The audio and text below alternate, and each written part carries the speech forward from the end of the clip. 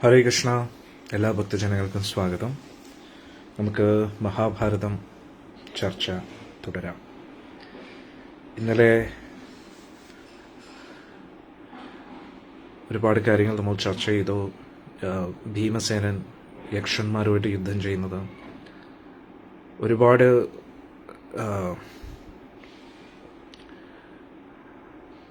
പോകണ്ട എന്ന് എല്ലാവരും പറഞ്ഞിട്ടും ഭീമൻ ഒട്ടും കേൾക്കാൻ തയ്യാറായില്ല. അവസാനം കുബേരൻ്റെ വാസസ്ഥലത്തേക്ക്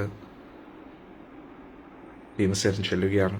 അവിടെ വീണ്ടും കുബേരൻ്റെ ഭടന്മാരുമായിട്ടൊക്കെ യുദ്ധം ചെയ്യുകയാണ്. അതെല്ലാമാണ് നമ്മൾ ഇന്നലെ ചർച്ച ചെയ്തത്. കുബേരൻ ഒരുപാട് ദേഷ്യപ്പെട്ട് വരികയായിരുന്നു, യുദ്ധം ചെയ്യാൻ തന്നെ വരികയായിരുന്നു. പക്ഷേ വരുന്ന ആ സമയത്ത് കുബേരൻ അഗസ്ത്യ മുനിയിൽ നിന്നും ലഭിച്ച ആ ശാപത്തെക്കുറിച്ച് ഓർക്കുകയാണ്. കാരണം കുബേരൻ്റെ സേനാപതിയായ മണിമാൻ അഗസ്ത്യ ഋഷിയെ അപമാനിച്ചിരുന്നു. അഗസ്ത്യ ഋഷി യമുനാ തീരത്ത് ധ്യാനനിമഗ്നായിട്ടിരിക്കുന്ന സമയത്ത് കുബേരനും കുബേരൻ്റെ രാക്ഷസ ഭടന്മാരും യക്ഷന്മാരും എല്ലാവരും ചേർന്ന് പോകുന്ന സമയത്ത് മണിമാൻ അഗസ്ത്യ ഋഷിയുടെ മുകളിൽ തുപ്പുകയാണ്. ആ സംഭവം നടന്നുടൻ തന്നെ കുബേരൻ താഴെ വന്ന് അഗസ്ത്യ ഋഷിയോട് മാപ്പ് ചോദിക്കുകയാണ്. പക്ഷെ എന്നിട്ടും അഗസ്ത്യ ഋഷി പറഞ്ഞു, നിന്റെ ഉപസ്ഥിതിയിൽ തന്നെയാണ് ഈ നിന്റെ ഭടൻ സേനാപതി ഇത്രയും വലിയൊരു തെറ്റ് ചെയ്തത്. അതുകൊണ്ടൊരു മനുഷ്യൻ നിന്റെ ഈ ഭടന്മാരെ എല്ലാവരെയും തോൽപ്പിക്കും, നിന്റെ സേനാപതിയുടെ മരണവും സംഭവിക്കും. അത് നിനക്ക് വലിയൊരു നാണക്കേടായിട്ട് മാറും എന്നുള്ള രീതിയിലൊരു ശാപം കിട്ടിയിരുന്നു. ആ ശാപമാണ് ഭീമൻ, ആ ശാപത്തിൽ നിന്നാണ് മോക്ഷം നൽകിയത്. എന്നിട്ട് അഗസ്ത്യ ഋഷി പറഞ്ഞു, എപ്പോഴാണോ നീ ആ മനുഷ്യനെ കാണുന്നത് അപ്പോൾ നിനക്ക് ഈ ശാപത്തിൽ നിന്ന് മോക്ഷം ലഭിക്കുന്നു. അതൊരു ഇന്നലത്തെ മഹാഭാരതത്തിൽ നിന്നുള്ള ഈ ചരിത്രത്തിൽ നിന്നും നമ്മൾ പഠിച്ചത്, നമ്മൾ ധർമ്മത്തിൽ ഉറച്ചു നിൽക്കുകയാണെങ്കിൽ പുറമേ നോക്കുമ്പോൾ ആ ധർമ്മത്തിൽ ഉറച്ചു നിൽക്കുന്ന വ്യക്തികൾ തെറ്റ് ചെയ്യുന്നതായിട്ട് തോന്നുന്നുണ്ടെങ്കിലും ആ തെറ്റ് വലിയൊരു ശരിയായിട്ട് മാറുന്നില്ല. പക്ഷേ നമ്മൾ ധർമ്മത്തിലല്ല നിൽക്കുന്നത് എങ്കിലും നമ്മൾ എല്ലാം ശരിയാണ് ചെയ്യുന്നത് എന്ന് നമുക്കും തോന്നുന്നു, മറ്റുള്ളവർക്കും തോന്നുന്നുണ്ടെങ്കിലും അത് പിന്നെ കാലക്രമേണ ഒരു തെറ്റായിട്ട് മാറാനുള്ള സാധ്യതയുണ്ട്. അതാണ് നമ്മൾ മനസ്സിലാക്കേണ്ടത്. ഇന്ന് നമ്മൾ അടുത്ത അധ്യായമാണ് മഹാഭാരതത്തിൻ്റെ പഠിക്കുന്നത്. വില്ലാളി വീരനായ അർജുൻ സ്വർഗലോകത്തിൽ നിന്നും ദിവ്യാസ്ത്രങ്ങളൊക്കെ ശേഖരിച്ച് തിരിച്ചു വരുന്ന ആ ഒരു കാര്യമാണ് നമ്മൾ ചർച്ച ചെയ്യാൻ പോകുന്നത്. ഭക്തരെല്ലാവരും ലൈവിൽ വരുന്നവരെ നമുക്കൊരു പ്രണാമ മന്ത്രങ്ങൾ പറയാം. എല്ലാവരും കൂട്ടത്തിൽ ചേർന്ന് പറയുക. അതിനുശേഷം നമുക്ക് ഇന്നത്തെ മഹാഭാരതം ചർച്ച ആരംഭിക്കാം. ഓം നമോ ഭഗവതേ വാസുദേവായ. ഓം നമോ ഭഗവതേ വാസുദേവായ. ഓം നമോ ഭഗവതേ വാസുദേവായ. നാരായണം നമസ്കൃത്യം നരം ചൈവ നരോത്തമം ദേവീം സരസ്വതീം വ്യാസം തതോ ജയമുദീരയേത് നഷ്ടപ്രായേഷു അഭദ്രേഷു നിത്യം ഭാഗവത സേവയാ ഭഗവതി ഉത്തമ ശ്ലോകേ ഭക്തിർഭവതി നൈഷ്ഠികി. കൃഷ്ണായ വാസുദേവായ ദേവകീനന്ദനായ ച നന്ദഗോപകുമാരായ ഗോവിന്ദായ നമോ നമഃ. ഓം അജ്ഞാനതിമിരന്ധസ്യ ജ്ഞാനാഞ്ജനാശലാകായ ചക്ഷുരുന്മിലിതം യേന തസ്മൈ ശ്രീഗുരവേ നമഃ. ശ്രീചൈതന്യമനോഭീഷ്ടം സ്ഥാപിതം യേന ഭൂതലേ സ്വയം രൂപകഥാ മഹ്യം ദദാതി സ്വപദാന്തികം.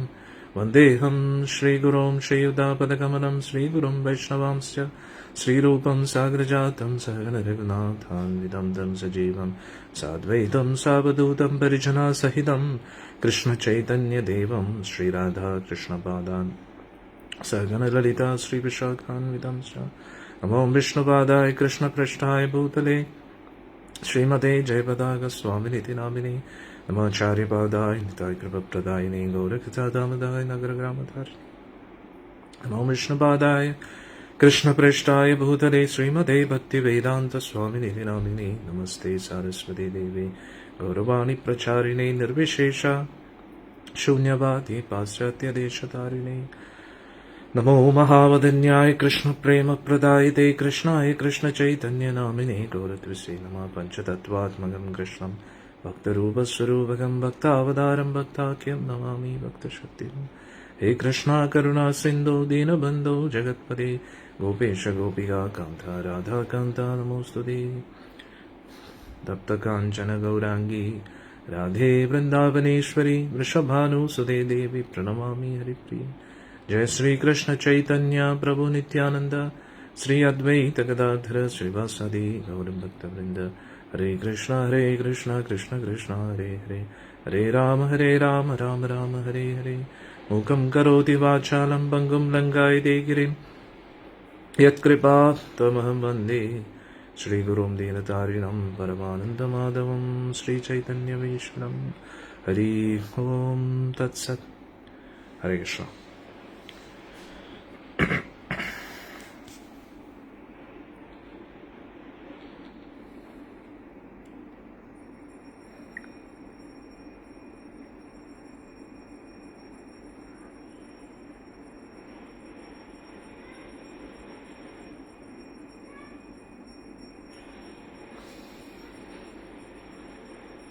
അടുത്ത അധ്യായത്തിലേക്ക് നമ്മൾ കടക്കുകയാണ്.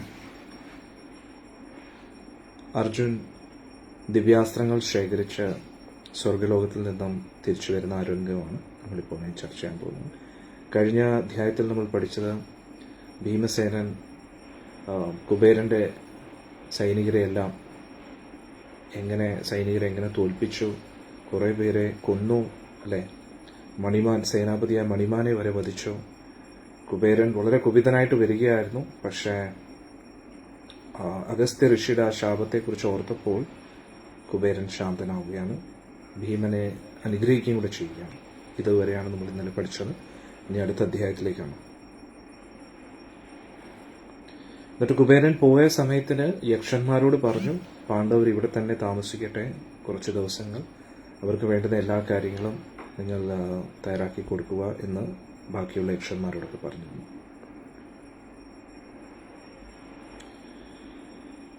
ഗന്ധമാദന പർവ്വതത്തിന്റെ മുകളിലായിട്ട് കുബേരന്റെ ഭടന്മാർ പലതരത്തിലുള്ള സുഖഭോഗ വസ്തുക്കൾ, അവർക്ക് എല്ലാവിധ സുഖ സൗകര്യങ്ങളും നൽകിയിരുന്നുവെങ്കിലും പാണ്ഡവർ അർജുനെക്കുറിച്ച് മാത്രം ഇങ്ങനെ ചിന്തിച്ചുകൊണ്ടിരിക്കുകയായിരുന്നു. കാരണം അർജുൻ പോയിട്ട് കുറേ നാളായി. എത്രയും പെട്ടെന്ന് അർജുനെ കാണണം എന്ന് അവരുടെ എല്ലാവരുടെ ഉള്ളിൽ ആകാംക്ഷ വർദ്ധിച്ചു. ഏത് നിമിഷവും അർജുൻ തിരിച്ചു വരും എന്ന ഒരു പ്രതീക്ഷയിലായിരുന്നു അവരവിടെ ഇരുന്നത്.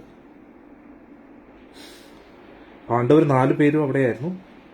പിന്നെ ധൗമ്യ ഋഷി, ദ്രൗപദി ദേവിയും താഴെയുള്ള ആശ്രമത്തിലായിരുന്നു.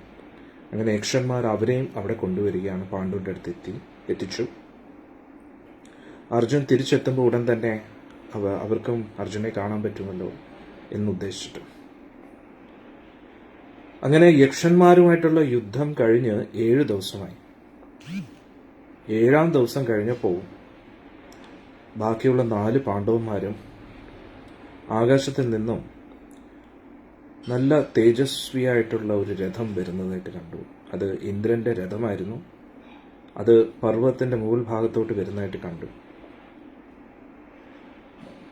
ആ രഥത്തിൽ, ഹരേ കൃഷ്ണ വരൂ, അവിടെ വെച്ചു. ആ രഥത്തിൽ അർജുൻ ഇരിക്കുന്നതായിട്ട് പാണ്ഡവർ കണ്ടു.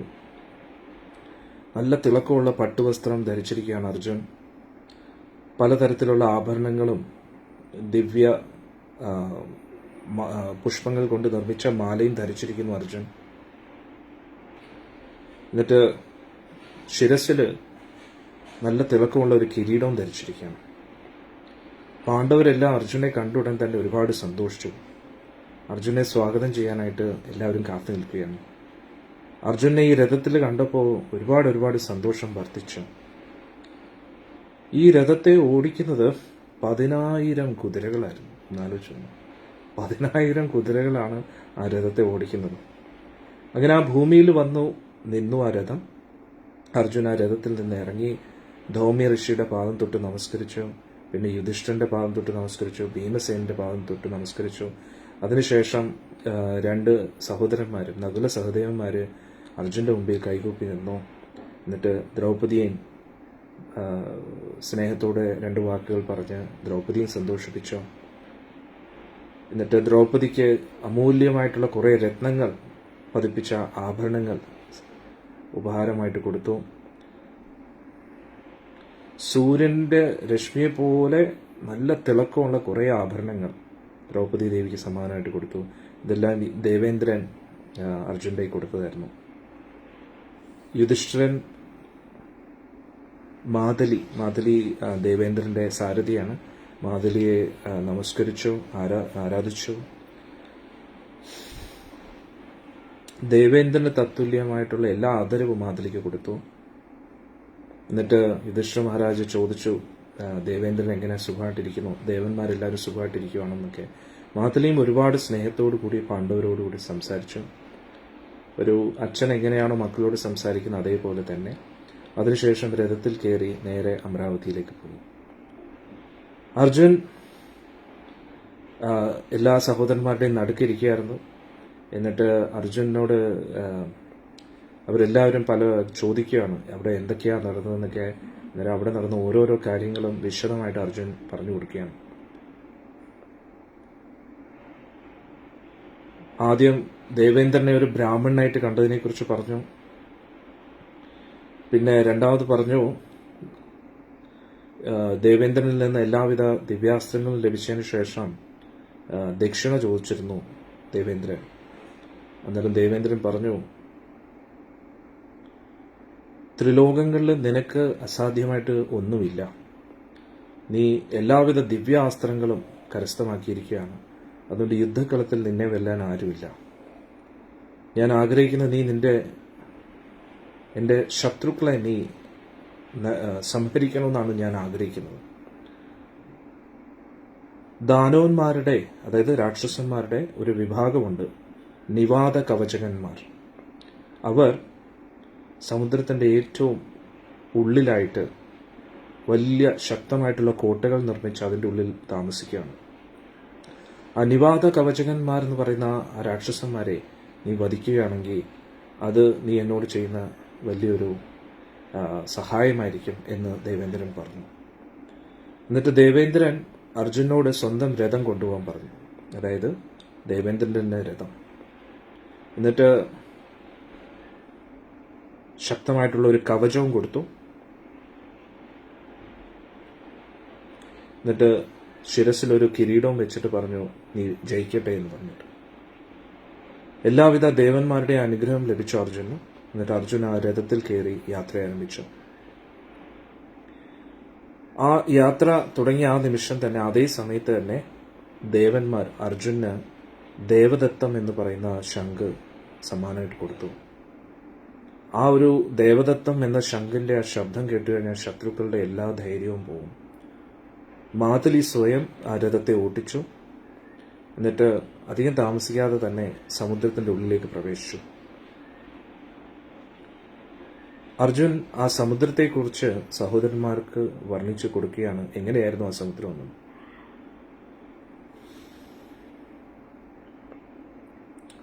വളരെ ശക്തമായിട്ടുള്ള തിരമാലകൾ ഉള്ള സമുദ്രമായിരുന്നു.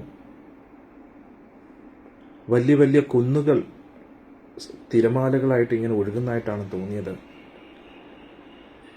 വലിയ ഒരുപാട് രത്നങ്ങൾ കുന്നുകൂടി കിടക്കുകയായിരുന്നു സമുദ്രത്തിന്റെ. അത് രത്നങ്ങൾ ഇങ്ങനെ കൂടി സമുദ്രത്തിന്റെ മുകളിൽ വരെ വന്നു എന്ന് പറയുന്നു. ഒരുപാട് ശക്തമായിട്ടുള്ള തിമിംഗലങ്ങളും പലതരത്തിലുള്ള നാഗങ്ങളും ഭയാനകമായിട്ടുള്ള പല പല ജലജീവികളും ആ സമുദ്രത്തിലുണ്ടായിരുന്നു. അതിന്റെ ഉൾത്തട്ടിലേക്ക് ഒരുപാട് അമൂല്യ രത്നങ്ങളെ ഞാൻ കണ്ടു. അവരെയൊക്കെ, ആ രത്നങ്ങളൊക്കെ ആകാശത്തിൽ കാണുന്ന നക്ഷത്രങ്ങളെ പോലെ കാണപ്പെട്ടു. ആ അത്ഭുതകരമായിട്ടുള്ള രഥത്തെ മാതലി വളരെ മനോഹരമായിട്ട് സമുദ്രത്തിന്റെ ഉള്ളിലൂടെ ഓട്ടിച്ചുകൊണ്ടിരുന്നു. ആ രഥത്തിന്റെ പ്രത്യേകത, ത്രിലോകങ്ങളിൽ എവിടെയും ആ രഥത്തെ ഉപയോഗിച്ച് പോകാൻ കഴിയുമായിരുന്നു. അങ്ങനെ അധികം താമസിക്കാതെ തന്നെ ആ നിവാത കവചകന്മാരെന്ന് പറയുന്ന ആ രാക്ഷസന്മാരുടെ ആ നഗരിയിലേക്ക് എത്തി. അന്നേരം ഇത് പാതാള ലോകങ്ങളിലാണ് ഈ ദാനവന്മാർ താമസിച്ചിരുന്നത്. അവർ താമസിച്ചിരുന്ന ആ നഗരത്തിലേക്ക് എത്തി. രഥത്തിന്റെ ശക്തമായിട്ടുള്ള ആ ചക്രത്തിന്റെ ശബ്ദം അവിടെ എല്ലാം മുഴങ്ങി എന്നുള്ളതാണ്. ഈ രഥത്തിന്റെ ചക്രത്തിന്റെ ശബ്ദമെല്ലാം കേട്ടിട്ട് അവർക്ക് തോന്നി സാക്ഷാൽ ദേവേന്ദ്രൻ വന്നോ യുദ്ധം ചെയ്യാനായിട്ട്. അവരെല്ലാം യുദ്ധത്തിനായിട്ട് ഓടി വന്നു. ആ നഗരത്തിലെ പ്രധാന കവാടങ്ങളെല്ലാം അവർ അടച്ചു. നിമിഷങ്ങൾക്കകം ആയിരക്കണക്കിന് രാക്ഷസന്മാര് അമ്പും വില്ലും വാളുകളും കുന്തവും മഴവും എല്ലാം എടുത്തുകൊണ്ട്, പല പല ആയുധങ്ങളും എടുത്തുകൊണ്ട്, ഉള്ളിൽ പക്ഷെ അവർക്കെല്ലാം ഭയമുണ്ട്. അവരുടെ കൈയും കാലും വിറച്ചുകൊണ്ടിരിക്കുന്നു.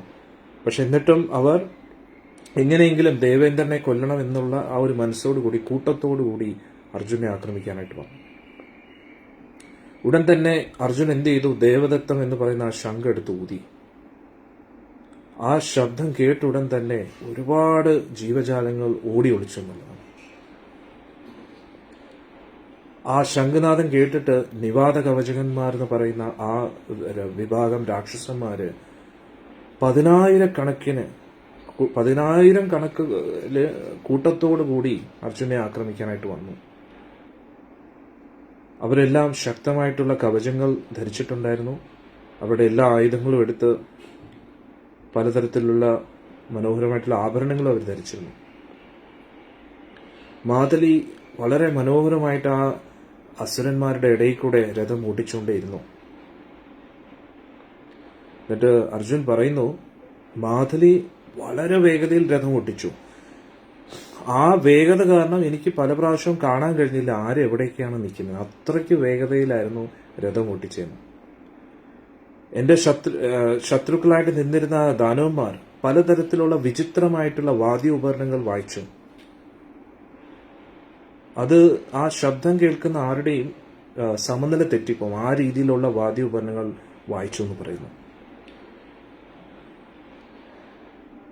ആയിരക്കണക്കിന് അസ്ത്രങ്ങൾ ഓരോ ദാനവന്മാരും എനിക്കെതിരെ അയച്ചുകൊണ്ടേയിരുന്നു എന്ന് അർജുൻ പറയുന്നു. ഞാൻ നിമിഷങ്ങൾക്കകം നോക്കിയപ്പോൾ ആകാശത്തെല്ലാം ഋഷിമാരെ കൊണ്ട് നിറഞ്ഞിരിക്കുക. അവരെല്ലാവരും ഈ യുദ്ധം കാണാനായിട്ട് കാത്തിരിക്കുക എന്ന് പറഞ്ഞു. അവരെല്ലാം എന്റെ വിജയത്തിനായിട്ട് പ്രാർത്ഥിച്ചുകൊണ്ടേയിരുന്നു. നിമിഷങ്ങൾക്കകം ഞാൻ നോക്കുമ്പോൾ എന്റെ ചുറ്റും അസ്ത്രങ്ങളെ കൊണ്ട് നിറഞ്ഞിരിക്കുകയാണ്. പക്ഷേ ഞാൻ അതിവേഗതയിൽ ഓരോ അസ്ത്രത്തിനും മറുപടി കൊടുക്കുന്നുണ്ട്. അതായത് ഒന്ന് ആലോചിച്ച് നോക്കണം, 10,000 രാക്ഷസന്മാര് ചുറ്റും നിന്നും 10,000 അസ്ത്രങ്ങൾ അയച്ചുകൊണ്ടിരിക്കും ഓരോ ആൾക്കാരും തുടർച്ചയായിട്ട്. പക്ഷെ അർജുന്റെ മികവ് നോക്കണേ, അർജുൻ ആ ഓരോ അസ്ത്രത്തിനും പടപടാന്ന് മറുപടി കൊടുത്തുകൊണ്ടിരുന്നു. എന്നിട്ട് ഇവിടെ അർജുൻ പറയുന്നു, രഥം കാറ്റിന്റെ വേഗതയിലായിരുന്നു ഓടിക്കൊണ്ടിരുന്നത്. ആ രഥത്തിന്റെ വേഗത പിന്നെ അർജുന്റെ അസ്ത്രം അയക്കുന്ന വേഗത കാരണം ഒരു അസ്ത്രങ്ങൾക്കും അർജുനെ ഒന്നും ചെയ്യാൻ കഴിഞ്ഞില്ല.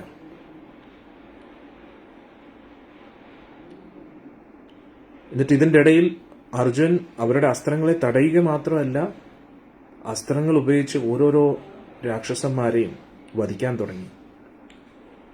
ശക്തമായിട്ടുള്ള കുറെ അസ്ത്രങ്ങൾ കൊണ്ട് ഓരോ രാക്ഷസന്മാരെയും അവരുടെ ശരീരത്തെ ഭേദിച്ചു.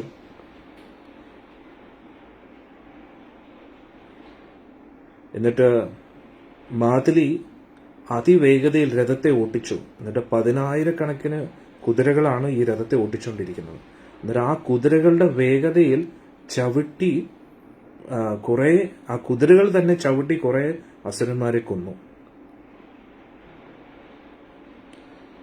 ഈ 10,000 കുതിരകൾക്കും ഒന്ന് ആലോചിച്ച് നോക്കണം, അതിന്റെ ഞാണ്, ഈ 10,000 ഞാണുകളാണ് മാതലി പിടിച്ചു വെച്ചിരിക്കുന്നത്. അന്നേരം ആ മാതലിയുടെ മികവ് ഇവിടെ അർജുൻ പറയുന്നു. എനിക്ക് ഒരിക്കലും തോന്നിയില്ല 10,000 കുതിരകളുണ്ടെന്ന്. ഒറ്റ കുതിര ഓടുന്ന പോലെയാണ് എനിക്ക് തോന്നിയത്. കാരണം അത്രയ്ക്ക് മനോഹരമായിട്ടായിരുന്നു മാതലി രഥം ഓട്ടിക്കുന്നതെന്ന് പറഞ്ഞു. പിന്നെ ഇവിടെ പറയുന്നു, ഒരു അസ്ത്രം പോലും എന്റെ ഉന്നം തെറ്റിയില്ലെന്നുള്ളതാണ് അർജുൻ പറയുക. ഞാൻ ഓരോരോ അസ്ത്രങ്ങൾ കൊണ്ട് അസുരന്മാരുടെ കൈകൾ അറക്കാൻ തുടങ്ങി. അവരുടെ ആയുധങ്ങൾ പിടിച്ചുകൊണ്ടിരിക്കുന്ന ആ സമയത്ത് തന്നെ അവരുടെ കൈ അറ്റ് താഴെ വീണു. അവരുടെ തല അറ്റ് ഭൂമിയിൽ ഉരുളാൻ തുടങ്ങി. മരത്തിൽ നിന്ന് വീണ പഴങ്ങളെ പോലെ അവരുടെ തലകളും കൈകളും ഒക്കെ ഉരുളാൻ തുടങ്ങി എന്ന് പറഞ്ഞു. വലിയ കൊടുങ്കാറ്റ് പോലെ അസുരന്മാർ വീണ്ടും വീണ്ടും വന്നുകൊണ്ടേയിരുന്നു. അവർക്കെല്ലാം എതിരെ ഞാൻ ബ്രഹ്മമന്ത്രങ്ങൾ പറഞ്ഞുകൊണ്ട് ബ്രഹ്മാസ്ത്രങ്ങൾ അയച്ചുകൊണ്ടേയിരുന്നു. അവരെല്ലാം അതിവേഗതയിൽ വരുന്നതിനനുസരിച്ച് ഞാൻ വേഗതയിൽ അസ്ത്രങ്ങൾ അയച്ച് അവരെ എല്ലാം ഞാൻ വധിച്ചുകൊണ്ടേയിരുന്നു എന്ന് അർജുൻ പറയുന്നു. പക്ഷെ എന്നിട്ടും അവരുടെ സംഖ്യ, അവരുടെ എണ്ണം കൂടിക്കൊണ്ടേയിരിക്കുന്നതിനാൽ എന്നെ ആർക്കും കാണാൻ പറ്റാത്ത വിധം ചുറ്റുന്നു അവരെന്നെ വളഞ്ഞു. അതിനുശേഷം അർജുൻ പറഞ്ഞു, ഞാൻ ശക്തമായിട്ടുള്ള വജ്രായുധം എടുത്തു, എന്നിട്ട് അത് എടുത്ത് വീശാൻ തുടങ്ങി അസുരന്മാർക്കെതിരെ. അതായത് ഇവരെല്ലാ ദിശകളിൽ നിന്നും അർജുന്റെ രഥത്തിൽ ചാടി കയറി എന്നുള്ള. അർജുനന് അസ്ത്രം അയക്കാൻ പോലും പറ്റുന്നില്ലായിരുന്നു. വില്ലിലൊക്കെ വന്ന് പിടിക്കുകയായിരുന്നു. ഉടനെ തന്നെ അർജുൻ എന്ത് ചെയ്തു? അർജുൻ വജ്രായുധം എടുത്ത് ചുറ്റും വീശാൻ തുടങ്ങി എന്നുള്ളതാണ്. ആ വജ്രായുധത്തിന്റെ ശക്തി കൊണ്ട് എല്ലാവരും രഥത്തിൽ നിന്ന് തെറിച്ചു പോയെന്നുള്ളതാണ്. അവരുടെ ആയുധങ്ങളൊക്കെ തുണ്ടം തുണ്ടമായി. എന്നിട്ട് അതിനോടൊപ്പം തന്നെ അവരുടെ ആയുധങ്ങൾ തുണ്ടം തുണ്ടമായി. എന്നിട്ട് അവരും തെറിച്ചുപോയി. അതേ സമയത്ത് അർജുൻ അസ്ത്രം എടുത്ത് അയക്കുകയും ചെയ്തു. ഒന്ന് ആലോചിച്ചോക്കണം, അർജുന്റെ വേഗത എന്തുമായിരിക്കും? അതായത് ചുറ്റും 10,000-കണക്കിന് രാക്ഷസന്മാര് രഥത്തിന് ചുറ്റും കയറി എന്നുള്ളതാണ്. കയറിയിട്ട് അർജുനെ പിടിക്കാൻ പോകുന്ന ആ സമയത്ത് പെട്ടെന്ന് അർജുൻ എന്ത് ചെയ്തു? വജ്രായുധം എടുത്ത് വീശിയ സമയത്ത് അവരുടെ ആയുധങ്ങളെല്ലാം തുണ്ടം തുണ്ടുമായി. എന്നിട്ട് അവർ തെറിച്ച് രഥത്തിൽ നിന്ന് വീഴാൻ പോവുകയാണ്. അവര് തറയിൽ വീഴുന്നതിന് മുമ്പേ അർജുൻ ആയുധം എടുത്ത്, അതായത് വില്ലെടുത്ത്, ഗാണ്ഡീവം എടുത്ത് അസ്ത്രങ്ങൾ അയച്ചു എന്നുള്ളതാണ്. അന്നേരം എന്തായിരിക്കും അർജുന്റെ വേഗത? എന്നിട്ട് ഈ വേഗത കണ്ടിട്ട് മാതലി തന്നെ അർജുനെ അഭിനന്ദിച്ചു. അർജുന, നിന്റെ വേഗത അതിമനോഹരമായിരിക്കുന്നു എന്ന് മാതലി പറഞ്ഞു. അതും വെറുതെ അസ്ത്രങ്ങൾ അയക്കുകയല്ല, ഓരോ അസ്ത്രങ്ങളും മന്ത്രങ്ങൾ ജപിച്ചുകൊണ്ടായിരുന്നു അർജുൻ അയക്കുന്നത്. അത് കാരണം അവർക്ക് ആർക്കും പിടിച്ചിരിക്കാൻ കഴിഞ്ഞില്ല. അവിടെ പറയുന്നു, മഴക്കാലത്ത് വെള്ളം ഒഴുകുന്ന പോലെ അവിടെ രക്തം ഒഴുകാൻ തുടങ്ങി എന്ന് പറയുന്നു. അപ്പോൾ അസുരന്മാരെല്ലാവരും കൂടെ കൂടിച്ചേർന്ന് പലതരത്തിലുള്ള മായാജാലങ്ങൾ പ്രയോഗിക്കാൻ തുടങ്ങി. ഉടൻ തന്നെ ആ ദാനവന്മാരെല്ലാവരും അപ്രത്യക്ഷമായി. ആകാശത്ത് നിന്നും പാറകളുടെ മഴ പെയ്യാൻ തുടങ്ങി. അതായത് മഴ തുള്ളിക്ക് പകരം പാറകൾ ഇങ്ങനെ വീണുകൊണ്ടേയിരിക്കുന്നു. ഉടൻ തന്നെ അർജുൻ എന്ത് ചെയ്തു? മുകൾ ദിശയിലേക്ക് ചന്ദ്രകലാകൃതിയിലുള്ള അസ്ത്രങ്ങൾ തുടർച്ചയായിട്ട് അയക്കാൻ തുടങ്ങി. എന്നാൽ അർജുന്റെ നേരെ വീഴുന്ന ആ പാറകളൊക്കെ പൊടിയായി. അത്രയ്ക്ക് അന്നേരം ഒന്ന് ആലോചിച്ച് പോകണം, മഴ പെയ്യുന്നത് പോലെ പാറകൾ ഇങ്ങനെ വീണുകൊണ്ടിരിക്കുകയാണ്. അതിലൊന്ന് വീണു കഴിഞ്ഞാൽ മതി, എല്ലാത്തിനും ഒരു തീരുമാനവും. പക്ഷെ അർജുൻ എന്ത് ചെയ്തു? ചന്ദ്രകല ആകൃതിയിലുള്ള അസ്ത്രങ്ങൾ തുടർച്ചയായിട്ട് അയച്ചുകൊണ്ടേയിരുന്നു. ആ പാറകളെല്ലാം പൊടിച്ചു എന്നുള്ളതാണ്. ഉടൻ തന്നെ ദാനവന്മാരെന്ത് ചെയ്തു? തുടർച്ചയായിട്ട് ശക്തമായിട്ടുള്ള മഴയും കൊടുങ്കാറ്റും കൊണ്ടുവന്നുള്ള മായാശക്തി ഉപയോഗിച്ച് നോക്കിയപ്പോൾ ചുറ്റും വെള്ളപ്പൊക്കമായി. ഭൂമി ഏതാ, ആകാശം ഏതാ, ജലം ഏതാ ഒന്നും അറിയാൻ പറ്റാതെയായി. എല്ലായിടത്തും വെള്ളം ഇങ്ങനെ വ്യാപിച്ചു കിടക്കുന്നതായിട്ട് കണ്ടു. അന്നേരം അർജുന് മനസ്സിനെ സന്തുലിത അവസ്ഥയിൽ നിർത്താൻ പോലും പറ്റുന്നില്ലായിരുന്നു. ഉടൻ തന്നെ അർജുൻ എന്ത് ചെയ്തു? വിശോഷണ എന്നുള്ള ഒരു ആയുധം ഉപയോഗിച്ചു. ഈ ഒരു ആയുധം ദേവേന്ദ്രൻ കൊടുത്തതാണ്. ആ വിശോഷണ ആയുധം ഉപയോഗിച്ച ഉടൻ തന്നെ ആ ജലമെല്ലാം ആവിയായി അപ്രത്യക്ഷമായി. ഉടൻ തന്നെ ശക്തമായിട്ടുള്ള ഒരു കാർമേഘം അവിടെ സൃഷ്ടിക്കപ്പെട്ടു. അർജുന് രാക്ഷസന്മാരെ ആരെയും കാണാൻ കഴിയുന്നില്ലായിരുന്നു. പക്ഷെ അവരുടെ വെല്ലുവിളി ശബ്ദവും അലർച്ചയൊക്കെ കേൾക്കാൻ കഴിയുമായിരുന്നു. അവർ തുടർച്ചയായിട്ട് അഗ്നിയുടെ പല ആയുധങ്ങളും, അഗ്നി ഇങ്ങനെ ചീറിപ്പാഞ്ഞു വരുന്നത് പോലെ അഗ്നിയുടെ പല ആയുധങ്ങളും അയക്കാൻ തുടങ്ങി. വലിയ അഗ്നി കൊണ്ടൊരു കൊടുങ്കാറ്റ് തന്നെ സൃഷ്ടിച്ചു. ഉടൻ തന്നെ അർജുൻ ആ കൊടുങ്കാറ്റിനെതിരെ വരുണാസ്ത്രം ഉപയോഗിച്ചു. ആ വരുണാസ്ത്രം ഉപയോഗിച്ച് ആ അഗ്നിയെ തടുത്തു എന്നുള്ളതാണ്. പിന്നെ ഉടൻ തന്നെ കൊടുങ്കാറ്റ്, വലിയൊരു കൊടുങ്കാറ്റ് അവർ സൃഷ്ടിച്ചു. ഉടൻ തന്നെ ഒരു പർവ്വതാസ്ത്രം കൊണ്ട് ആ കൊടുങ്കാറ്റിനെയും തടഞ്ഞു എന്നുള്ളതാണ്. ഉടൻ തന്നെ അവർ മായാജാലം ഉപയോഗിച്ച് വലിയൊരു ഇരുട്ടിനെ സൃഷ്ടിച്ചു. ആ ഇരുട്ടിൽ അർജുന് മാതലിയെ പോലും കാണാൻ കഴിയുന്നില്ല, സ്വന്തം കൈകൾ പോലും കാണാൻ കഴിയുന്നില്ല, അമ്പും വില്ലും ഒന്നും കാണാൻ കഴിയുന്നില്ല.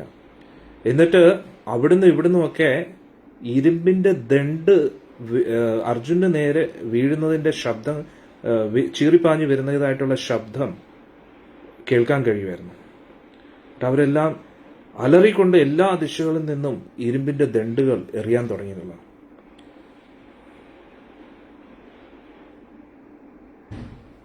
ഉടൻ തന്നെ കുതിരകൾക്ക് മുന്നോട്ട് പോകാൻ കഴിയുന്നില്ല, കാരണം കണ്ണ് കാണുന്നില്ലല്ലോ. എന്നിട്ട് മാതലി കയ്യിലിരിക്കുന്ന ഞാണൊക്കെ, ഈ ചാട്ടയൊക്കെ മാറ്റിയിട്ട് പറഞ്ഞു, അർജുന നീ എവിടെയാണ്, എനിക്കൊന്നും കാണാൻ കഴിയുന്നില്ല എന്ന് മാതലി പറഞ്ഞു. അന്നേരം അർജുൻ പറയുന്നു, എനിക്കും മാതലിക്കും മൊത്തത്തിൽ ഭയമായി. മാതലി ഉടനെ പറഞ്ഞു, അർജുന, ഞാൻ ഇന്ദ്രനുമായിട്ട് എത്രയോ പ്രാവശ്യം അസുരന്മാരുമായിട്ട് യുദ്ധം ചെയ്തിട്ടുണ്ട്, പക്ഷേ ഒരിക്കലും കുതിരകൾ എന്റെ നിയന്ത്രണം വിട്ട് ഇങ്ങനെ പോയിട്ടില്ല. ഇത് ഇനി ഈ യുദ്ധം എങ്ങോട്ടാ പോകുന്നതെന്ന് എനിക്ക് മനസ്സിലാവുന്നില്ല. ഈ പ്രപഞ്ചം മുഴുവൻ നശിക്കാൻ പോവുകയാണോ? ഉടൻ തന്നെ അർജുൻ എന്ത് ചെയ്തു? കുറച്ചു നേരം മിണ്ടാതെ ഇരുന്നു, മനസ്സിനെ നിയന്ത്രിക്കാനായിട്ട്. എന്നിട്ട് അർജുൻ പറഞ്ഞു, സാരഥി, ഭയപ്പെടാതെ ഇരിക്കൂ, എന്റെ കൈബലവും എന്റെ ആയുധത്തിന്റെ ബലവും ഇനി അങ്ങ് കാണൂ എന്ന് പറഞ്ഞിട്ട് അർജുൻ എന്ത് ചെയ്തു? ഗാണ്ഡീവം, വില്ല് ഉപയോഗിച്ച് ആ മായാജാലത്തെ മാറ്റാൻ വേണ്ടി ആരംഭിച്ചു. എന്നിട്ട് ഈ മായാജാലത്തെ മറികടക്കാനായിട്ടുള്ള, പറയുമ്പോഴേ മേലാകെ കൊരുത്തിരി. അന്നേരം ഈ ദാനവന്മാരുടെ നിങ്ങൾക്ക് എങ്ങനെ തോന്നുന്നു ഇത് കേട്ടിട്ട്? അല്ലേ, അടിപൊളിയല്ലേ? അന്നേരം ദാനവന്മാരുടെ ഈ മായാജാലത്തെയൊക്കെ മറികടക്കാൻ വേണ്ടി പല പല ദിവ്യാസ്ത്രങ്ങൾ അർജുൻ അയക്കാൻ തുടങ്ങി. ഉടൻ തന്നെ അവരെല്ലാം, ദാനവന്മാരെല്ലാം പ്രത്യക്ഷപ്പെട്ടു. വീണ്ടും വീണ്ടും അവർ പലതരത്തിലുള്ള മായാജാലങ്ങൾ സൃഷ്ടിച്ച് അർജുന്റെ മനസ്സിനെയും ഇന്ദ്രിയങ്ങളെയും സംഭ്രമത്തിലാക്കാൻ ശ്രമിച്ചു. വീണ്ടും ഭൂമി മൊത്തം വലിയൊരു ഇരുട്ട് വ്യാപിച്ചു എന്നുള്ളതാണ്. വീണ്ടും ഭൂമി മൊത്തം ജലം കൊണ്ട് നിറയുന്നതായിട്ട് തോന്നി. എന്നിട്ട് വീണ്ടും അത് അപ്രത്യക്ഷമായി. ചില സമയത്ത് അർജുന് തോന്നി രഥം ഇങ്ങനെ വായുവിൽ ഇങ്ങനെ തൂങ്ങിക്കിടക്കുന്നതായിട്ട്. ഉടൻ തന്നെ അർജുൻ എന്ത് ചെയ്തു? ശബ്ദവേദി എന്ന് പറയുന്ന ഒരു അസ്ത്രം അയച്ചു. ആ അസുരന്മാരുടെ മായ വീണ്ടും ഖണ്ഡിച്ചു എന്നുള്ളതാണ്. മാതലി ഉടൻ തന്നെ രഥം അതിവേഗതയിൽ ശത്രുക്കളുടെ ഇടയിലോട്ട് ചീറിപ്പാഞ്ഞ് നയിക്കാൻ തുടങ്ങി. ഉടൻ തന്നെ അസുരന്മാരെല്ലാം പേടിച്ച് അങ്ങോട്ടും ഇങ്ങോട്ടും ഓടാൻ തുടങ്ങി. എന്നിട്ട് പറഞ്ഞു, നല്ല മൂർച്ചയേറിയ അസ്ത്രങ്ങൾ തന്നെ ഞാൻ ഉപയോഗിച്ച് അവരെ എല്ലാം തുണ്ടം തുണ്ടോ ആക്കാൻ തുടങ്ങിയത്. വീണ്ടും അവർ അപ്രത്യക്ഷമായിട്ട് യുദ്ധം ചെയ്യാൻ തുടങ്ങി. വീണ്ടും അർജുൻ ദിവ്യാസ്ത്രങ്ങൾ ഉപയോഗിച്ച് അവരെ പുറത്തു കൊണ്ടുവന്ന് വീണ്ടും അവരെ കൊല്ലാൻ തുടങ്ങി. ഹരേ കൃഷ്ണ. ഉടൻ തന്നെ നിവാത കവചകന്മാർ അവരുടെ മായാശക്തികളെല്ലാം ഉപയോഗിക്കുന്നത് നിർത്തിയിട്ട് അവരെല്ലാം നഗരത്തിൽ പോയി ഒളിച്ചു എന്നുള്ളതാണ്. വീണ്ടും എല്ലാം പ്രത്യക്ഷമായി. ഉടൻ തന്നെ അർജുൻ നോക്കുമ്പോൾ കാണുന്ന കാഴ്ച, ഭൂമി മൊത്തം അവരുടെ ശവങ്ങൾ കൊണ്ടും ആയുധങ്ങൾ കൊണ്ടും നിറഞ്ഞു നിൽക്കും. അവരുടെ കവചങ്ങളും കൈകാലുകളും കൊണ്ട് കുന്നുകൂടി കിടക്കുന്നു. അതായത് കുതിരകൾക്ക് ഓടാൻ പോലും പറ്റുന്നില്ല. ആ രീതിയിൽ ഈ രാക്ഷസന്മാരുടെ ശരീരം കൊണ്ട് നിറഞ്ഞു എന്നുള്ളതാണ്. മാതലി ഉടൻ തന്നെ രഥത്തെ വായുവിലേക്ക് ഉയർത്തി. നിവാത കവചന്മാരെല്ലാം ഉള്ളിൽ പോയി ഒളിച്ചു എന്ന് അറിഞ്ഞപ്പോ അർജുന് ഒരു ആശ്വാസമായി. പക്ഷേ അർജുനെ അത്ഭുതപ്പെടുത്തിക്കൊണ്ട് അവർ വീണ്ടും അപ്രത്യക്ഷനായിട്ട് തന്നെ ആക്രമിക്കാൻ തുടങ്ങി. അദൃശ്യനായിട്ട് തന്നെ ആക്രമിക്കാൻ തുടങ്ങി. നോക്കിയപ്പോ വലിയ വലിയ പർവ്വതങ്ങൾ മഴയായിട്ട് പെയ്യുക. നേരത്തെ പാറകളായിരുന്നു, ഇപ്പം പർവ്വതങ്ങളാണ് മഴയായിട്ട്. പിന്നെ നോക്കിയപ്പോ കുറെ അസുരന്മാര് കുതിരകളുടെ കാല് പിടിച്ചു വെച്ചിരിക്കുകയാണ്. 10,000 കുതിരകളുടെയും കാല് പിടിച്ചിട്ട് അവര് താഴോട്ട് എയറിൽ നിൽക്കുമല്ലേ രഥം, അന്നേരം കാലെ പിടിച്ച് താഴോട്ട് വലിച്ചോണ്ടിരിക്കുക. അന്നേരം അർജുൻ പറയുന്ന എത്രയോ വലിയ വലിയ പാറകളും പർവ്വതങ്ങളും വീഴുന്നത് കാരണം അർജുന് തോന്നി രഥം എന്തോ ഒരു ഗുഹയ്ക്കകത്തിരിക്കുകയാണ് തോന്നി. അന്നേരം അർജുൻ പറയുന്നു, എനിക്ക് വീണ്ടും ഭയമായി. എന്റെ ഭയം കണ്ടിട്ട് മാതലി പറഞ്ഞു, അർജുന നീ വിഷമിക്കാതെ വജ്രായുധം എടുക്കാൻ പറഞ്ഞു. നിമിഷങ്ങൾക്കകം ഈ പാറകളൊക്കെ തുണ്ടോ എന്ന് പറഞ്ഞു. ഉടൻ തന്നെ അർജുൻ എന്ത് ചെയ്തു, വജ്രായുധത്തെ ആവാഹിക്കാനുള്ള മന്ത്രം ജപിച്ചു.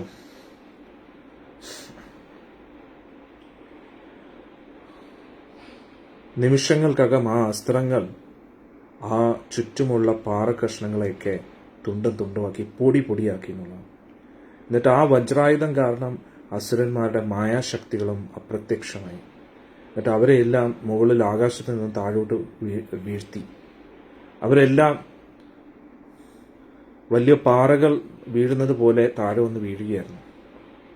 ഒരുപാട് പേര് ഓടി ഒളിച്ചു. ചിലവരാണെങ്കിൽ ആകാശത്ത് അപ്രത്യക്ഷമായി.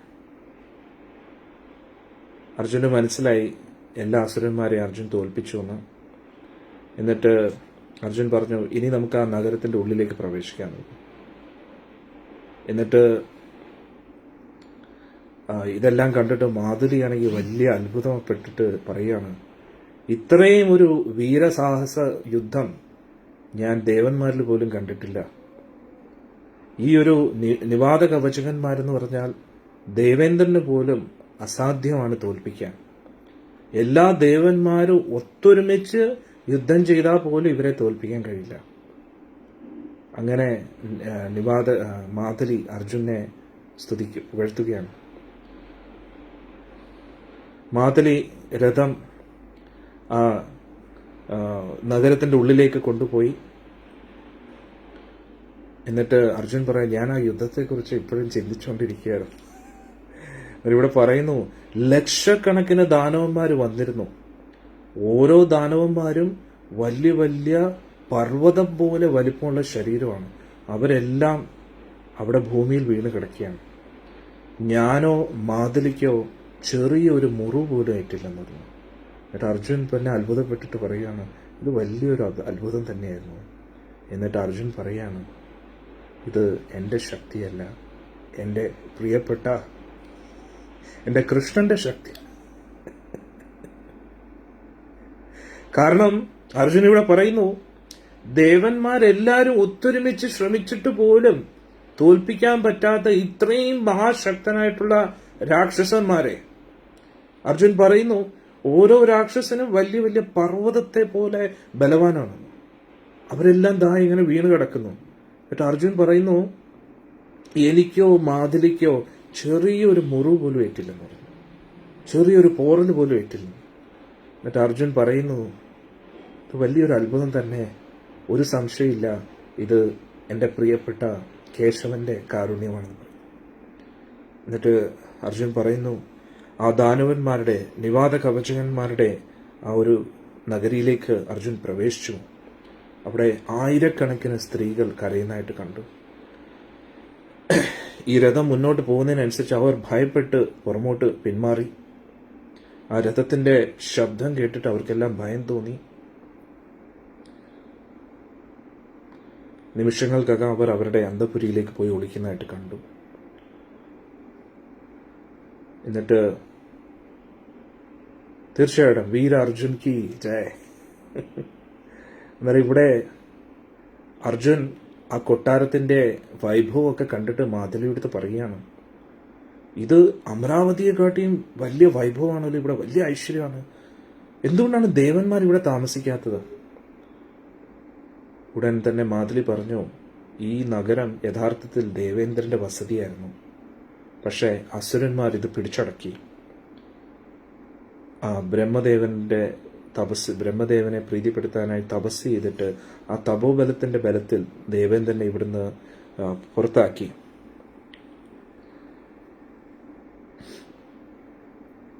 കാരണം ബ്രഹ്മദേവനിൽ നിന്ന് അവർ മേടിച്ച വരം എന്ന് പറഞ്ഞാൽ ദേവന്മാരാൽ ഒരിക്കലും ഇവർ തോൽപ്പിക്കപ്പെടാതാകട്ടെ എന്നായിരുന്നു പ്രാർത്ഥിച്ചത്. ദേവേന്ദ്രൻ മഹാദേവന്റെ അടുത്ത് പറഞ്ഞു, എന്നിട്ട് മഹാദേവനോട് പറഞ്ഞു, എന്നെ അങ്ങ് സഹായിക്കണമെന്ന്. ഉടൻ തന്നെ മഹാദേവൻ പറഞ്ഞു, നീ ഭാവിയിൽ ഈ നഗരം നീ വീണ്ടും പിടിച്ചടക്കും, പക്ഷെ നീ വേറൊരു ശരീരം, ഒരു മനുഷ്യനായിട്ട് ശരീരം എടുക്കേണ്ടി വരുമെന്ന് പറഞ്ഞു. മനുഷ്യരൂപം നീ എടുക്കുമ്പോൾ ആ മനുഷ്യരൂപത്തിലൂടെ നിനക്കത് സാധ്യമാകുമെന്ന് പറഞ്ഞു. അന്നേരം അറിയാലോ ആ മനുഷ്യരൂപം ആരാണ്? ദേവേന്ദ്രന്റെ മകനാണല്ലോ അർജുൻ. ഇത് അർജുൻ പറഞ്ഞ ഉടൻ തന്നെ കൂട്ടത്തിലുള്ള ഭീമനും നകുല സഹദേവന്മാരും യുധിഷ്ഠിരനും ഒക്കെ അത്ഭുതപ്പെട്ട് അർജുനെ ഇങ്ങനെ നോക്കിയിരിക്കും. എന്നാലും ഇവിടെ അവരെല്ലാവരും അത്ഭുതപ്പെട്ട് പറയുമ്പോൾ എന്താണെന്നറിയാം, മേലാൽ കൊടുത്ത് ഭഗവാന് വലിയ ഇഷ്ടമായെന്ന് തോന്നുന്നു. അന്നേരം ഇവിടെ കൂട്ടത്തിലുള്ള എല്ലാവരും പറഞ്ഞു, സഹോദരന്മാരെല്ലാവരും പറഞ്ഞു, ഓ നിന്റെ അച്ഛനെ പോലും നീ കടത്തി വിട്ടല്ലോടാ, അല്ലേ, ദേവേന്ദ്രനെ പോലും കടത്തി വിട്ടു. അർജുൻ പറഞ്ഞു, അതിനുശേഷം ആ ദാനവന്മാരുടെ നഗരം ഞാൻ വിട്ടിട്ട് നേരെ അമരാവതിയിലേക്ക് പോയി. അന്നേരം പോകുന്ന വഴിയിൽ ഞാൻ വേറൊരു നഗരത്തിലൂടെയാണ് പോയത്. ആ നഗരം വായുവിൽ തന്നെ ഇങ്ങനെ രണ്ടാമത്തൊരു സൂര്യന്. അന്നേരം ഇതിൽ നിന്ന് നമുക്ക് മനസ്സിലാക്കാൻ പറ്റുന്നത് നമുക്ക് കാണാൻ പറ്റാത്തതായിട്ടുള്ള എത്രയോ ലോകങ്ങളുണ്ടെന്ന് പറഞ്ഞു. നമ്മൾ ഈ വേദിക് കോസ്മോളജിയിൽ പഠിക്കുന്ന ഈ ലോകങ്ങൾ അതൊന്നും സാങ്കല്പികമല്ലെന്ന് നമ്മൾ മനസ്സിലാക്കുക. അപ്പോൾ ഇവിടെ അർജുൻ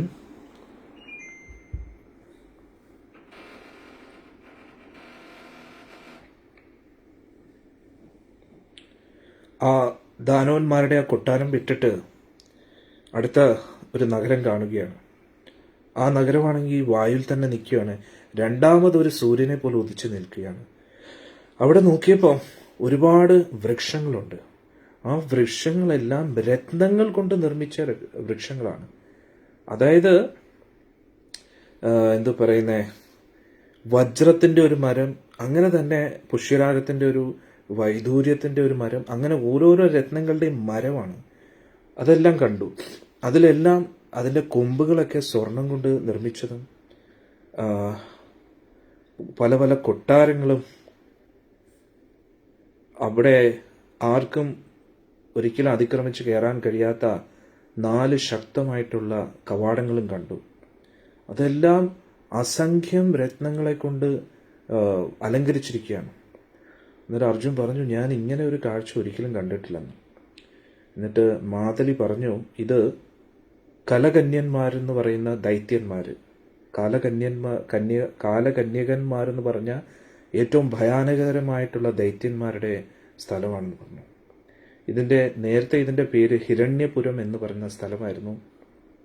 ദേവന്മാർക്ക് ഒരിക്കലും കീഴടക്കാൻ പറ്റാത്ത സ്ഥലമായിരുന്നു ഇതെന്ന് പറഞ്ഞു. അതുകൊണ്ട് തന്നെ രാക്ഷസന്മാർ എപ്പോഴും ഒരു ഭയം ഇല്ലാതെ ഇവിടെ താമസിക്കാന്ന് പറഞ്ഞു.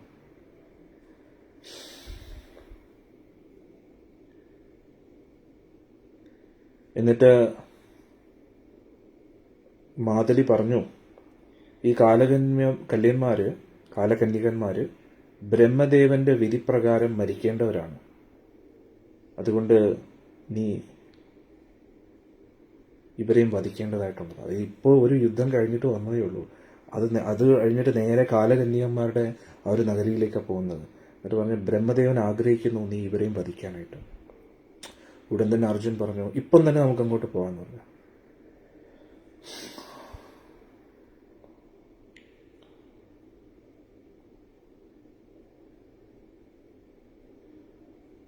ഇതോടുകൂടി ദേവന്മാരുടെ എല്ലാ പ്രശ്നങ്ങളും തീരട്ടെ എന്ന് പറഞ്ഞു. അർജുന്റെ രഥം ആ നഗരത്തിലേക്ക് എത്തിയപ്പം തന്നെ ആ അസുരന്മാരെല്ലാവരും കൂട്ടത്തോടുകൂടി ദേവേന്ദ്രൻ അവിടെ എത്തിയോ എന്ന് പറഞ്ഞ് ഭയപ്പെട്ടിട്ട് ഓടി വരികയാണ്. നിമിഷങ്ങൾക്കകം, ഒരു നിമിഷം പോലും മാറുന്നതിന് മുമ്പേ രഥം അങ്ങോട്ട് എത്തിയ ഉടൻ തന്നെ ചറപറാന്ന് അസ്ത്രങ്ങളും ഗദയും വാളും കുന്തവും എല്ലാം പല ദിശകളിൽ നിന്ന് വരിക.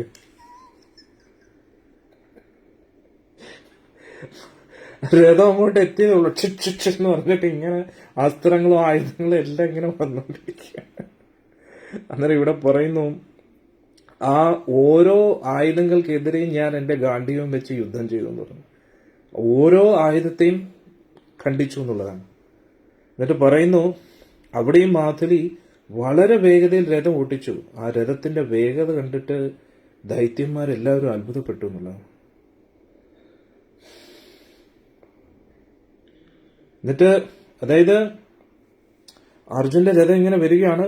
അവര് ചാടുമ്പോഴത്തേക്ക് രഥം മുന്നോട്ട് പോയി. ഇവർ ചാടുന്ന അവരുടെ തന്നെ മേലിലായിരിക്കും.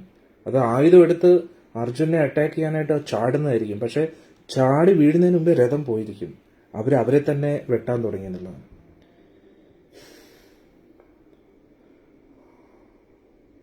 അന്നേരം അവർക്ക് മനസ്സിലായി ഇതൊരു സാധാരണ ശത്രുവല്ല എന്ന് മനസ്സിലായപ്പോൾ അവരെല്ലാം ഓടാൻ തുടങ്ങി. അവരെല്ലാം എല്ലാ ദിശകളിലേക്ക് ഓടി. ചില സമയത്ത്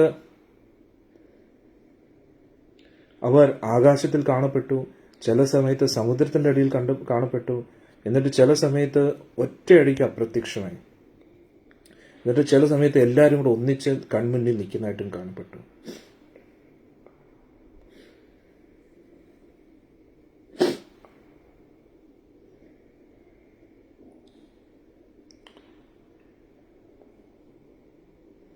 എന്നിട്ട് അവർ പല ദിശകളിലൂടെയും 10 ദിശകളിലൂടെയും അർജുന് ചുറ്റും കറങ്ങാൻ തുടങ്ങി. അത് ഇങ്ങനെ കറങ്ങുന്നു, ഇങ്ങനെ കറങ്ങുന്നു, ഇങ്ങനെ കറങ്ങുന്നു, ഇങ്ങനെ. അർജുന് സത്യം പറഞ്ഞ ഏത് ദിശയിലേക്കാണ് അസ്ത്രം അയക്കേണ്ടതെന്ന് മനസ്സിലാകാതെയായി. പക്ഷേ അർജുൻ എന്ത് ചെയ്തു? മന്ത്രശക്തികളാൽ ആവാഹിച്ച ചില അസ്ത്രങ്ങളാൽ അവരുടെ ഗതിയെ തടഞ്ഞു. അർജുൻ പറയുന്നു, അർജുൻ അസംഖ്യം അസ്ത്രങ്ങൾ അയച്ചു. എന്നിട്ട് നിമിഷങ്ങൾക്കകം ആ നഗരം അന്ന് ഇത്രയും സുന്ദരമായിട്ടുള്ള ആ നഗരം തുണ്ടമായിട്ട് വീഴാൻ തുടങ്ങിയതാണ്. അതെല്ലാം തീഗോളമായിട്ട് മാറി, ഈ അസ്ത്രങ്ങളുടെ വേഗത താങ്ങാൻ പറ്റാതെ. ഈ ദൈത്യന്മാരെല്ലാവരും കൂടെ വീണ്ടും ആകാശത്തേക്ക് പറന്നുയർന്നു. എന്നിട്ട് വീണ്ടും യുദ്ധം ചെയ്യാൻ തുടങ്ങി. എന്നിട്ട് മാധുരി ഉടൻ തന്നെ രഥം എന്ത് ചെയ്തു? രഥത്തെ ഭൂമിയിൽ കൊണ്ടുവന്നു. ഉടൻ തന്നെ 50,000 രഥങ്ങൾ അർജുനെ ചുറ്റും വളഞ്ഞു എന്നുള്ളത്. 50,000 രഥം എന്നാലോചിച്ചു. അവരുമായിട്ടൊക്കെ അർജുൻ ദിവ്യാസ്ത്രങ്ങളുമായിട്ട് യുദ്ധം ചെയ്തു. ഉടൻ തന്നെ ദൈത്യന്മാര് പലതരത്തിലുള്ള ദിവ്യാസ്ത്രങ്ങൾ തിരിച്ചു അയച്ചു. അവരെല്ലാം വളരെ ശക്തമായിട്ടുള്ള കവചങ്ങളും അതിമനോഹരമായിട്ടുള്ള കിരീടവും ദിവ്യമായിട്ടുള്ള മാലകളും ധരിച്ചുകൊണ്ടിരിക്കുകയായിരുന്നു.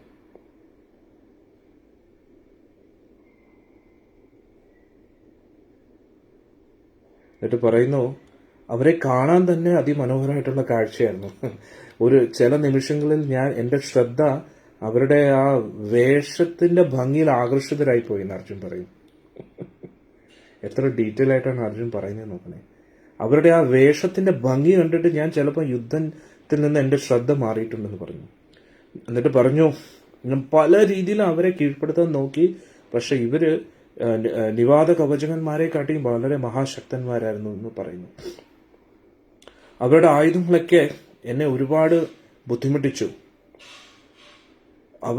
എന്തോ വലിയ ഈ കാലകന്യകന്മാര് ഒരു സമുദ്രത്തെ പോലെ എനിക്ക് തോന്നി. ചുറ്റും 50,000 രഥങ്ങളിൽ ലക്ഷക്കണക്കിന് കാലകന്യകന്മാർ, യോദ്ധാക്കൾ അവരിങ്ങനെ ആക്രമിച്ചപ്പോ ആ സമുദ്രത്തിൽ, കാലകന്യകന്മാരാകുന്ന സമുദ്രത്തിൽ ഞാൻ ഇങ്ങനെ മുങ്ങി താഴുന്നതായിട്ട് എനിക്ക് തോന്നുന്നു.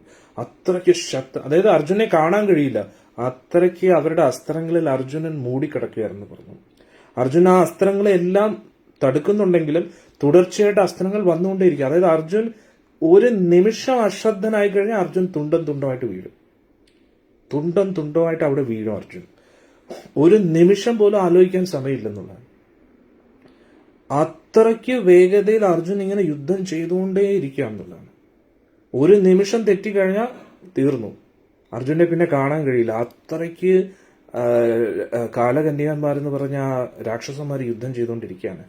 ഉടൻ തന്നെ അർജുന് മഹാദേവന്റെ അസ്ത്രത്തെ ഓർമ്മ വന്നു, പശുപതാസ്ത്രം. ഹരേ കൃഷ്ണ.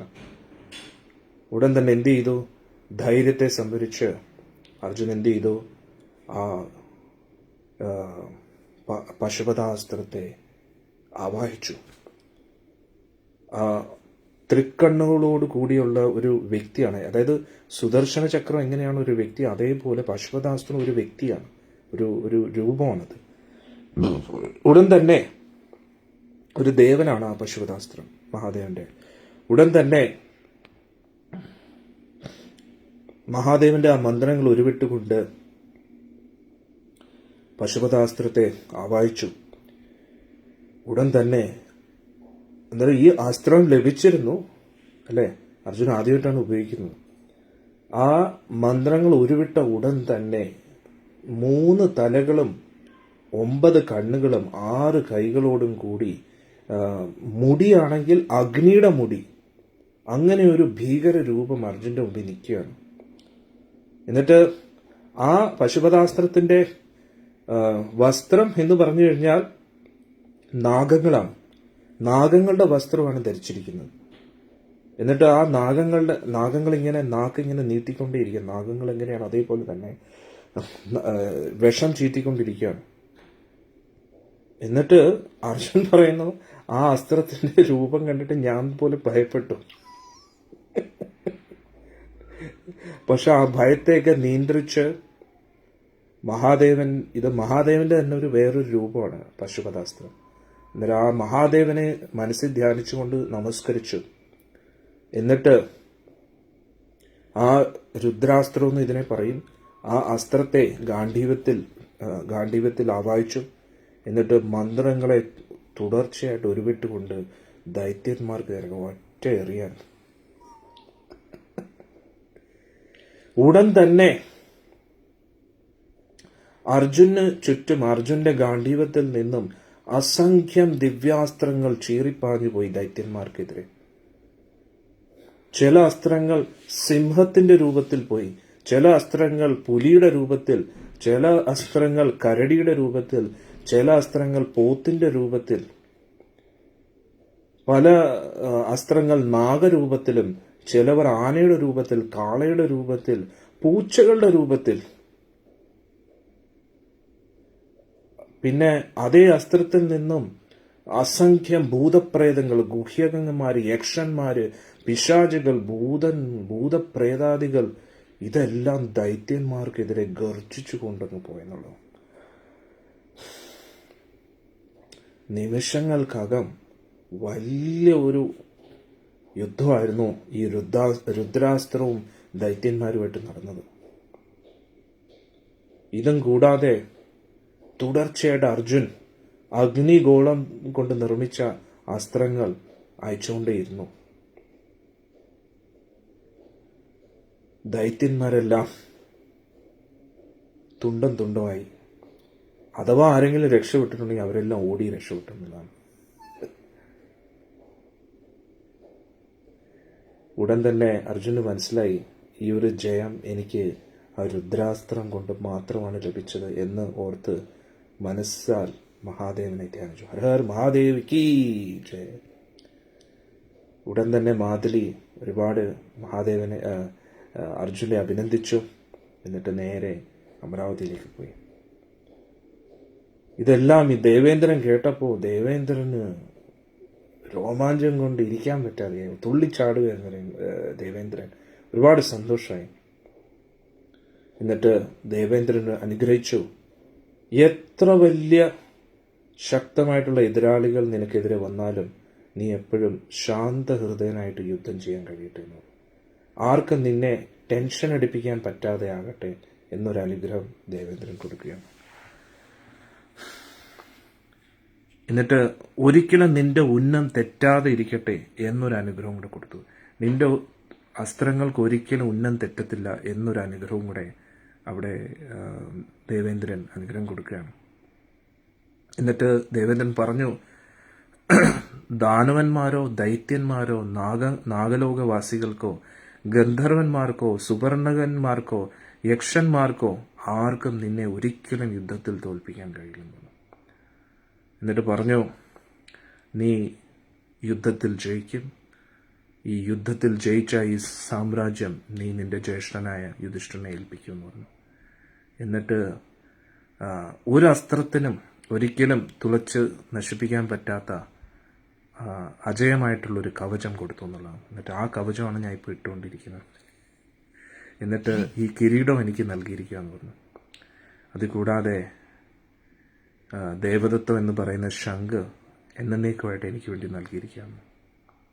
എന്നിട്ട് എന്നെ ഇവിടെ ഇപ്പം പർവ്വതത്തിൻ്റെ ഈ രഥത്തിൽ ഇങ്ങോട്ട് പറഞ്ഞയച്ചിരിക്കുകയെന്ന്. ഇത് കേട്ടുടൻ തന്നെ യുധിഷ്ഠിരൻ്റെ കണ്ണു നിറഞ്ഞു എന്നുള്ളതാണ്. യുധിഷ്ഠിരന് ഇതിൽ കൂടുതൽ എന്താ പറയാനുള്ളത് അല്ലേ? എന്നിട്ട് പറഞ്ഞു, ധനഞ്ജയ, നീ മഹാഭാഗ്യശാലിയാണ്. നീ ദേവന്മാരെ എല്ലാം കണ്ടു, അവരിൽ നിന്ന് ദിവ്യാസ്ത്രങ്ങളൊക്കെ ലഭിച്ചു. ഇനി യുദ്ധം ജയിക്കുന്നതിനെ കുറിച്ച് എനിക്ക് ടെൻഷനില്ല. ഞാൻ ഇപ്പോൾ തന്നെ യുദ്ധം ജയിച്ചു കഴിഞ്ഞു. എനിക്ക് ഇനി യുദ്ധത്തെക്കുറിച്ച് ചിന്തിക്കേണ്ട ആവശ്യമില്ല. ധൃതരാഷ്ട്രപുത്രന്മാർ തോൽക്കും എന്നതിൽ ഒരു സംശയം എനിക്കില്ല. എന്നിട്ട് നീ അവരെയൊക്കെ തോൽപ്പിച്ച, അവരെ ഈ രാക്ഷസന്മാരുമായിട്ട് യുദ്ധം ചെയ്യാൻ വേണ്ടി നീ ഉപയോഗിച്ച അസ്ത്രങ്ങളൊക്കെ എനിക്ക് കാണാൻ ആഗ്രഹമുണ്ട്, ഒന്ന് കാണിച്ചു തരുമെന്ന് ചോദിച്ചു. എന്നിട്ട് അർജുൻ എന്ത് ചെയ്തു? ജ്യേഷ്ഠൻ പറഞ്ഞത് പ്രകാരം ഓരോരോ അസ്ത്രങ്ങളെ കാണിക്കാൻ തുടങ്ങി.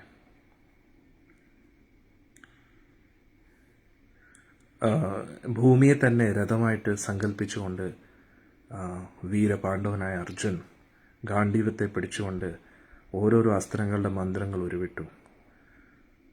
കിഴക്ക് ദിശയിലേക്ക് നോക്കി പ്രാർത്ഥിച്ചു. ആ അസ്ത്രങ്ങൾ വരാൻ തുടങ്ങിയ ആ സമയത്ത് തന്നെ ഭൂമി അങ്ങോട്ട് കുലുങ്ങാൻ തുടങ്ങി. ഭൂമി രണ്ടായിട്ട് പിളർക്കാൻ പോവുകയാണോ എന്ന് വരെ തോന്നി. സൂര്യനെ കാണാൻ പറ്റാതെയായി. കാറ്റിൻ്റെ ഗതി തന്നെ നിന്നു എന്നുള്ളതാണ്. അവിടെ ആ ചുറ്റുപാടുമുള്ള ബ്രാഹ്മണർക്കാർക്കും മന്ത്രങ്ങൾ ഉരുവിടാൻ കഴിയുന്നില്ലായിരുന്നു. അവിടെയുള്ള ജീവജാലങ്ങളെല്ലാം സംഭ്രമത്തിലായി. ഉടൻ തന്നെ പാണ്ഡവർ നോക്കി നിൽക്കെ ചതുർമുഖനായ ബ്രഹ്മദേവനും ബാക്കി ദേവന്മാരും ആകാശത്ത് വന്നിരിക്കും. കൂട്ടത്തിൽ ഗന്ധർവന്മാരും അപ്സരസുകളും എല്ലാം പ്രത്യക്ഷപ്പെട്ടിരിക്കുന്നു. എന്നിട്ട് അർജുൻ്റെ മേളിൽ പുഷ്പവൃഷ്ടി ചെയ്തു. അർജുൻ വിചാരിച്ചു, ഇവരെന്താ എല്ലാവരും ഇങ്ങോട്ട് വന്നു? എന്നിട്ട് സാക്ഷാൽ നാരദ മഹർഷി അവിടെ വന്നിരിക്കുന്നു. ഹരിബോ. നാരദ മഹർഷി പറഞ്ഞു, വീര, ദിവ്യാസ്ത്രങ്ങൾ ഒരു കാരണമില്ലാതെ ഒരിക്കലും ഇങ്ങനെ പ്രദർശിപ്പിക്കണം. ശക്തനായിട്ടുള്ള എതിരാളികളില്ലാതെ ഒരിക്കലും ഈ ആയുധങ്ങളെ പ്രദർശിപ്പിക്കരുതെന്ന് പറഞ്ഞു. എന്നിട്ട് നാരദ മഹർഷി യുധിഷ്ഠിരനോട് പറഞ്ഞു, അജാതശത്രു, നീ ഈ അസ്ത്രങ്ങളെയൊക്കെ കുരുക്ഷേത്ര യുദ്ധത്തിൽ നീ നേരിട്ട് കാണും. അതുകൊണ്ട് ഇപ്പം കാണാൻ വേണ്ടി കാത്തിരിക്കുന്നത്. എല്ലാ സഹോദരന്മാരും നാരദ മഹർഷിയുടെ മുമ്പിൽ നമസ്കരിച്ചു. എല്ലാ ദേവന്മാരെയും പാണ്ഡവർ നമസ്കരിച്ചു. അങ്ങനെ ഈ അധ്യായം അവസാനിക്കുകയാണ്. എല്ലാവർക്കും ഇഷ്ടപ്പെട്ടു എന്ന് കരുതുന്നു അല്ലേ? വളരെ മനോഹരമല്ലായിരുന്നോ അർജുൻ്റെ വീരസാഹസകൃത്യങ്ങൾ അല്ലേ? ഇനി നാളത്തെ അധ്യായം വളരെ സ്പെഷ്യലാണ്. ഭഗവാൻ കൃഷ്ണൻ പാണ്ഡവരെ കാണാൻ വരുന്ന രംഗമാണ്. അത് നമുക്ക് നാളെ എടുക്കാം. ഇന്ന് വന്ന എല്ലാ ഭക്തജനങ്ങൾക്കും ഭഗവാന്റെ അനുഗ്രഹം ലഭിക്കട്ടെ എന്ന് പ്രാർത്ഥിക്കുന്നു. നാളെ രാവിലെ 6 മണിക്ക് ഭാഗവത തത്വങ്ങൾ നമുക്ക് കാണാം. വൈകുന്നേരത്തെ 6 മണിക്ക് നമുക്ക് മഹാഭാരതം ചർച്ച തുടരാം. നാളത്തെ ദിവസം ഭഗവാൻ ശ്രീകൃഷ്ണ ഭഗവാൻ നായകൻ അല്ലെ, മഹാഭാരതത്തിലെ നായകൻ പാണ്ഡവരെ കാണാൻ വരുന്ന രംഗമാണ്. നമുക്കത് നാളെ ചർച്ച ചെയ്യാം. എല്ലാ ഭക്തരും ലൈക്ക് ചെയ്യുക, കമൻസിൽ നിങ്ങൾക്ക് ഇഷ്ടപ്പെട്ട കാര്യങ്ങൾ എഴുതുക, കൂടുതൽ പേരിലേക്ക് ഈ സന്ദേശം എത്തിക്കാൻ അടിയനെ സഹായിക്കുക. ഹരേ കൃഷ്ണ. ഇനി നാളെ രാവിലെ 6 മണിക്ക് നമുക്ക് കാണാം.